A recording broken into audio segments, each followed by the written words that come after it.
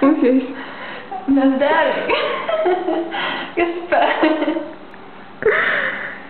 Jmenuji se Pavla Pospíšilová. Je mi 13 let a pocházím z Trhobelic. Narodila jsem se ve Šternberku 1994 a to je asi tak vše. No.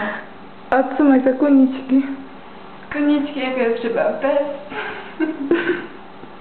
Ty koníček jak prase. Co dál? A tak dále, hra na housle, jízda na kole, jízda na inlinech, i když to ještě pořád moc neumím. A klábosení s kamarádkou. S jakou? Se sušenkou, ale to asi neznáte. Jakou sušenku? A dál? Co byste nám ještě řekla? Asi nic. Jsi škola co, Pavlínka? Jako dobrý, no. Čekala jsem, že mi řekneš, neříkám Pavlínka. Neříkej mi Pavlínka. Dobře, Pavlínka. Co dál řekneš?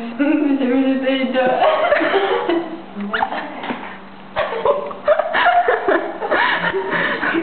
Můžete mi to říct ještě?